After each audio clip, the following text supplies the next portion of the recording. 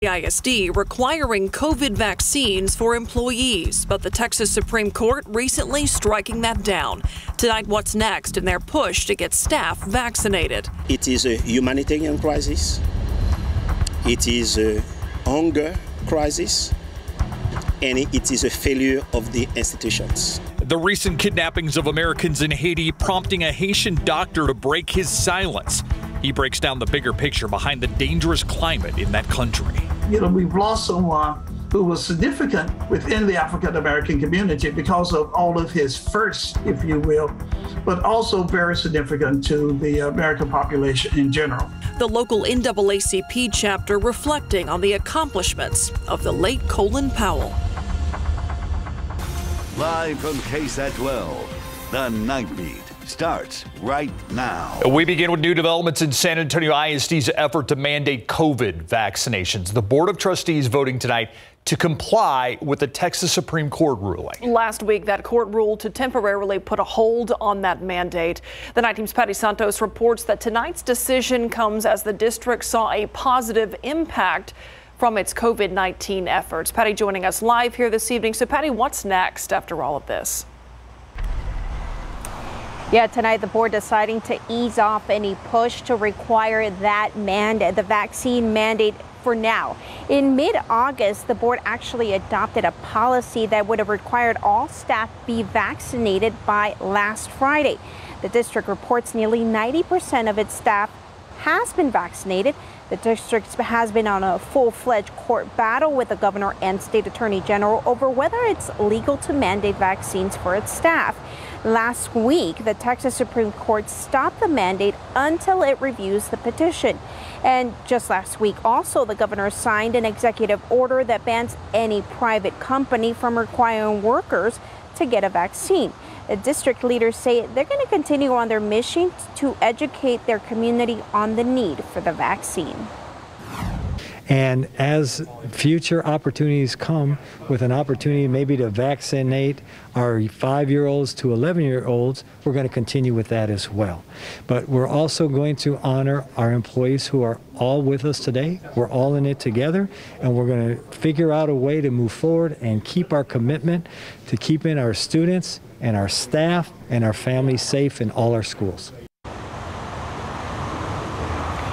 And tonight, the district is also making plans to welcome back students who have been learning remotely or homeschool as they see the COVID numbers drop and know that more parents are going to feel comfortable sending those kids back to the classroom. And the district and state are expected to head back to court in January. But again, until then, the vaccine mandate is on hold. Steve, Myra. All right. Thank you, Patty. Meanwhile, there was a new COVID vaccine incentive program at the Bexar County Jail. Sheriff Javier Salazar sharing those details today. If an inmate voluntarily signs up to get the COVID vaccine, they get $100 worth of commissary products. That's things like toiletries, books, and snacks, to name a few. Sheriff Salazar says that no tax dollars are used for this program. Instead, he says the money used is being collected from inmates who buy things at the commissary. We're using monies from that account that can be converted to agency use as long as it's used for the welfare of inmates. Basically, we're reinvesting those monies into this program. The program launched last Friday, and so far BCSO says that 1,200 inmates have signed up for the incentive program. The rise in violence in Haiti continues. The latest blow comes after gang members kidnapped 17 missionaries this weekend. International officials saying that kidnappings and other crimes have spiked after the assassination of the country's president in July and an earthquake that killed more than 2,200 people in August. Tonight, we hear from one Haitian doctor who travels the world to raise awareness about the crisis in Haiti. The Night Team's Japhanie Gray explains why the doctor says everyone should be paying attention to what's happening in his home country. It is the visible part of a bigger and bigger failure. That visible part being the kidnapping of 16 U.S. citizens and 1 Canadian working with the Ohio-based Christian Aid Ministries. Haitian officials confirming the gang 400 Mawuzo kidnapped the men, women, and children as they were leaving an orphanage in a neighborhood northeast of Port-au-Prince Saturday. They went there to help. Dr. Anani Prosper is a medical doctor for the Children Nutrition Program of Haiti, a community-based organization that provides healthcare services to those in need in Haiti. He also travels back and forth to raise awareness about the dire need to combat the many issues of his country. It is a humanitarian crisis. It is a hunger crisis. And it is a failure of the institutions. He says what is going on now should be a wake-up call for everyone. Not only Haitians, but also for our neighbors to say something have to be done differently. According to the United Nations Integrated Office in Haiti, 328 kidnappings have been reported so far in 2021. That's up from the 234 kidnappings reported for all of 2020. He believes another issue is that gangs have blocked off resources to 40% of their population of 12 million people. He says it's a fact very troubling due to COVID-19, putting a strain on their already struggling healthcare system. Medical equipment, oil, food, water, 40%. I'm talking about more than 4 million people. The latest kidnapping comes just days after U.S. officials promised to provide resources, including $15 million to reduce gang violence. Prosper says he's thankful, but he says it'll take a lot more than aid to get the country back on its feet. Help us to build the society, school, a health system, higher educations. We can have another generation that is better prepared and to take over to be in charge of Haiti. Now, the U.S. State Department is advising citizens not to travel to Haiti. White House Press Secretary Jen Psaki did say today that the FBI is stepping in to help Haitian officials investigate the kidnapping to try to negotiate their release. Japhanie Gray, KSAT 12 News. Tonight, people remembering the legacy that Colin Powell leaves behind. He passed away today at the age of 84 from complications of COVID-19. Powell had multiple myeloma, a cancer of plasma cells that weakened his immune system. He was set to get his booster shot this past week, but fell ill and wasn't able to receive it. Powell also had Parkinson's disease. He made history by becoming the first black chairman of the Joint Chiefs of Staff. He was Secretary of State under the Bush administration in 2001, though many criticized his claims to justify the 2003 U.S. war in Iraq. The president of the San Antonio NAACP chapter says that Powell's accomplishments and contributions to this nation will not be forgotten. Colin Powell leaves that legacy of someone who was believable, someone who worked hard, someone who made mistakes, and he acknowledged some of his mistakes that he made. He made mistakes, but he was able to rise above those mistakes and serve us very well. To honor Colin Powell, American flags at the White House, the Capitol, and State Departments in Washington, D.C. have been lowered to half staff. The San Antonio Police need your help, so take a look at your screen coming up here. San Antonio Police releasing more video of a person of interest in a deadly stabbing. They hope to talk to this guy about what he knows. The incident happened back on September 25th at a home on Kirk Place near Garland Street and Highway 90. The victim is Christopher Olivares. The new footage shows different angles of a man leaving Olivares' home. If you recognize this man or have any information about what happened on September 25th, call the San Antonio Police Department's homicide unit at 210-207-7635. To elections now. This year's ballot will have 8 proposed state constitutional amendments on it. 2 of them could change the justice system. Proposition 4 focuses on the requirements to become a judge in Texas. If it passes, it would double the mandatory years of experience from 4 to 8 years for district judges and 5 to 10 years for judges who sit on the Supreme Court and the Criminal Court of Appeals of Texas. Proposition 5 makes changes to disciplinary actions for judicial candidates. If that passes, they would be disciplined the same as already elected judges. Both bills were unanimously supported by both houses. And those amendments will be on the November 2nd ballot. Early voting began today. It'll last through next Friday on October 29th. Votes can be cast in person or by mail. For a list of early voting locations in Bexar County, head to our website at ksat.com. A resource fair is coming to District 8 on the northwest side. This is a chance to connect people with a variety of help that they may need. This is happening at University United Methodist Church North Campus. That's off of De Zavala from 5 p.m. to 8 p.m. tomorrow. CPS Energy and SAWS will be on hand to help set up utility payment plans. Homeowner repair support programs also being offered there.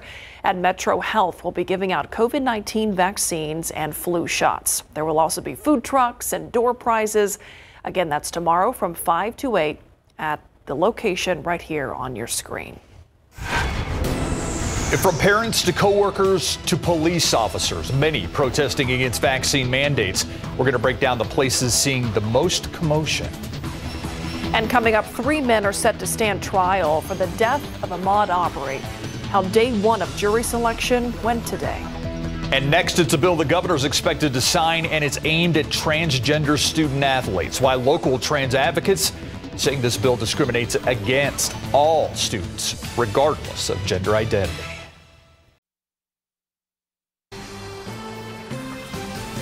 The bill that would ban transgender student athletes from playing for sports teams that reflect their gender identity heading to Governor Greg Abbott's desk. The bill passed the Texas House in a 76-61 vote yesterday. Under House Bill 25, students would only be permitted to compete on teams that correspond to the gender listed on their birth certificate that was assigned at or near the time of birth. Supporters of the bill say it's needed to protect girls from athletes who might be bigger, faster, and stronger. Many disagree with that. We spoke with the executive director of the Pride Center. He says the bill specifically discriminates against trans girls. There aren't any young trans girls that are excelling at a greater amount of proficiency at sports anywhere in the state. There are no stories, there are no instances of this happening already. So it's a fabricated issue that is being thrown at our trans youth. The director also says it's harmful to non-trans students who might be removed from sports under the suspicion of them being trans. The governor expected to sign the bill. If the bill becomes law, Texas will join at least 5 other states that have passed the same legislation. Now to Brunswick, Georgia, where jury selection in the death of Ahmaud Arbery has wrapped up for the day. The unarmed black man was killed last year while jogging near his home. 3 men now facing murder charges. ABC's Rena Roy breaks down what happened in court today. Day one of jury selection in the Ahmaud Arbery murder trial has wrapped up. 8 people out of 1,000 potential jurors dismissed. It's been more than a year and a half since Arbery was gunned down, his community and his family hoping they're getting closer to justice. Are you confident that you'll get a fair jury? I'm praying to God. Potential jurors now being questioned, asked if they've followed, researched, or discussed this case, and if they've seen this video, allegedly showing Arbery's final moments, a key piece of evidence in the trial. What are you hoping the jury takes away from that video when they watch it in the courtroom? I hope that they will have empathy for Marcus and Wanda's son, a human being who was hunted down like a dog, and say that we deserve human beings to be treated better than this. Father and son Gregory and Travis McMichael, along with neighbor William Ronnie Bryan, who filmed the shooting, all facing murder charges. Prosecutors claim they spotted the unarmed 25-year-old jogging on a residential street near his home, then began to chase him in their truck and shot him 3 times. McMichael's attorneys say their clients suspected Arbery was a burglar, and they were trying to make a citizen's arrest after seeing this security video of him entering a nearby home under construction. They weren't arrested until 2 months later when that cell phone video emerged, sparking national outrage. All 3 men have pled not guilty. The trial is set to begin in 2 weeks. The jury that we're going to be pooling is going to have to make a decision about whether or not this was something that should have occurred. And it has a lot of racial implications. Court is set to resume Tuesday. The case has already brought changes here in the state of Georgia. The governor repealing the citizen arrest law in May that had been in place since 1863. Rena Roy, ABC News, Brunswick, Georgia. Though the United States appears to be turning the corner on the surge of COVID cases, battle's still brewing over mask and vaccine mandates. Parents upset. Thousands picketing and protesting California's vaccine mandate for students as soon as the vaccine's approved for their age group. And in Chicago, 35% of the police department hasn't reported their vaccination status and risk losing their jobs. Here at home tonight, let's take a look outside with live cam wrapping up a fabulous fall day. really enjoying the stretch of weather we have at the moment. At the moment. At the moment. Being the key phrase. That's the key phrase, right? I think she's peeked at this forecast. Yeah, she knows what's coming. Heard a rumor. You were here at 5 and 6 and you were paying attention. Yes, and we strung together some beautiful days. We've had a few mornings in a row in the 40s and afternoons in the 70s. And tomorrow's going to be another pleasant morning. Just we're starting to see temperatures on the upswing, and the humidity is going to be on the rise as well. It's not going to get oppressive, but you'll be noticing it again. And temperatures will be back in the 80s before you know it, and rising. So let's talk about it. First, beautiful sunset this evening. This captured over beautiful Dilley, just down south from San Antonio on I-35. Gorgeous shot there. And I did capture a time lapse of it. And by the way, with these high thin clouds overhead, we should have a really nice sunrise tomorrow morning. So those of you out a little before sunrise, so we're saying about 7:20-ish, should be able to get some pretty good color.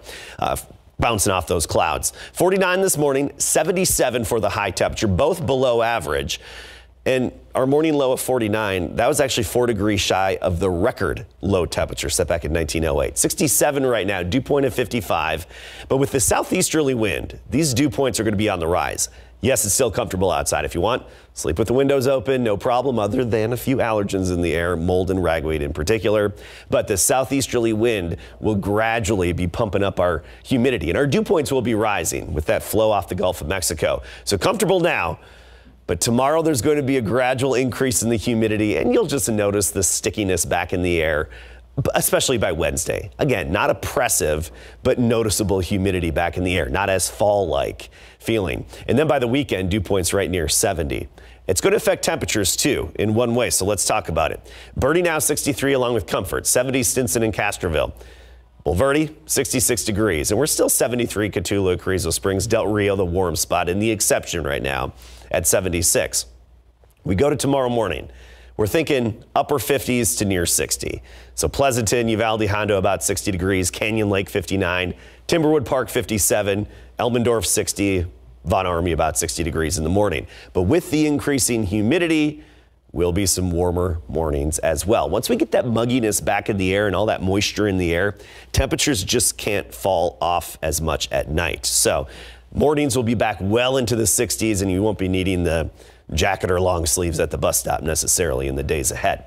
Now here's our overall pattern. Pretty quiet around here, but we have this nice plume of upper level moisture, which is actually just some cirrus clouds moving overhead from the Pacific over Mexico and streaming across Texas. These will be in place for sunrise tomorrow and off and on really the next couple of days. And they do usually set the stage for colorful and nice sunrises and sunsets. The weather maker, that's off to the north of us. That's basically in Utah. You see that upper level swirl, that counterclockwise swirl. That's where the action is. It's moving away from us. No big weather maker on the horizon, at least not yet. Potentially next week, but nothing yet really definitively. 58 tomorrow morning, 82 the high temperature, southeasterly wind at 10 to 15, and then high thin clouds next few days, high temperatures well into the 80s and even nearing 90 by the weekend. All right. Thank you, Adam. All right. He has coached at LSU before. And there are some worried people in College Station. There are a number of reasons to be concerned if you're an Aggie fan, not the least of which is the fact he is friends with the athletic director at LSU, who, by the way, hired him at A&M. When we come back, what does Jimbo Fisher have to say about the rumors that are flying in College Station? And Dak in a boot, and it's not a cowboy boot. Coming up.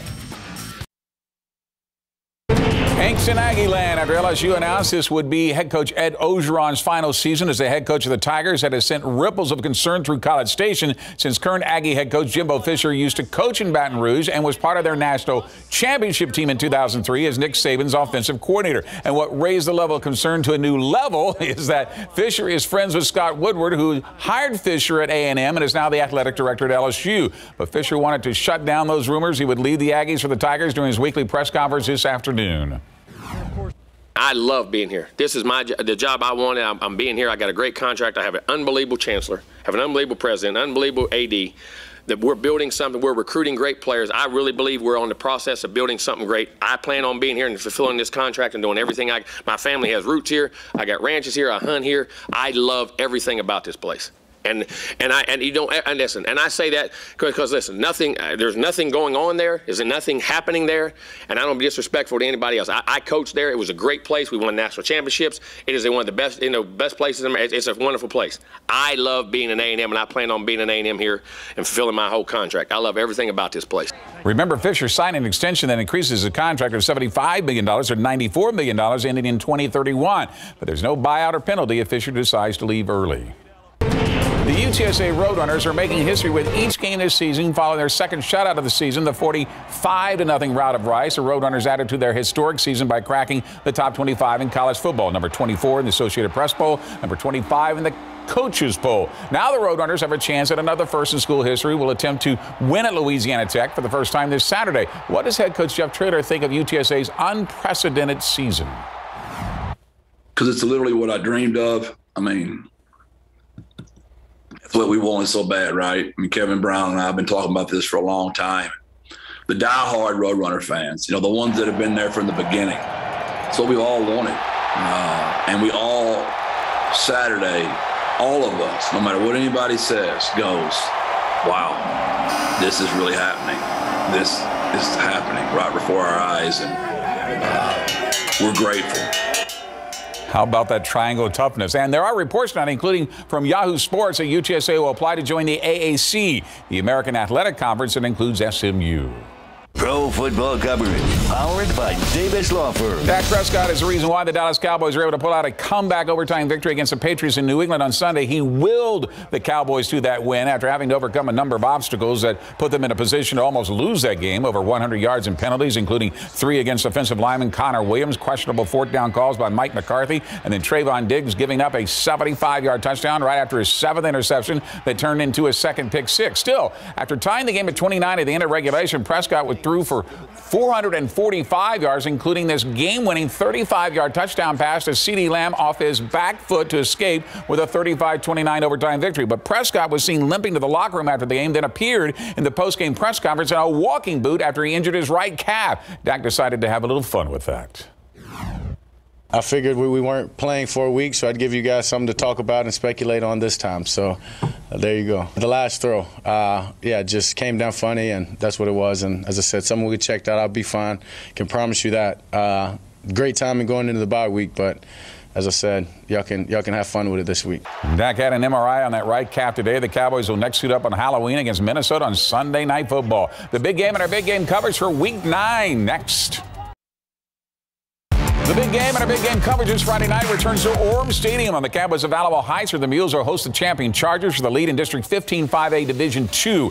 We have been here before when Alamo Heights hosted Floresville for the district opener that the Mules won 36-29. Now the Chargers will be the latest to challenge the Mules. Champion comes into this game 6-1 overall, 2-0 in district. They're only lost to El Campo 55-10 behind the arm of Carson Kaiser, who has over 1,000 yards in the air, 11 touchdowns, another 117 yards on the ground, and 3 more TDs. For the Mules, they have run the table in their first 7 games, also 2-0 in district, coming off a 47-7 rout of Medina Valley behind quarterback James Sobey, who also has over 1,000 yards in the air, 13 touchdowns, an additional 278 yards on the ground, another 3 TDs. They're just a real solid program, coached really well. Obviously, we've always been kind of the top 2 teams in the area for our division. So I just know they're a lot like us, just going to be a good game all around. It's probably going to decide the district, so we're going to prepare as well as we can and just try to play our best game and give it all we can. All right, number 5, Alamo Heights hosts number 6 champion Friday night at Orem Stadium at 7 p.m. and KSAT Sports will be there. The Red Sox have the lead right now, 2-1 in the ALCS. There's another big blowout, 12-3, another grand slam given up by the Astros pitching staff tonight, so they need some work and quickly. What is happening with the Astros? Pitching seems to be a little bit of a problem. Yeah. Thanks, Greg. We'll be right back. That does it for the Night Beat. Don't forget, Good Morning San Antonio starts at 4:30. Have a great night.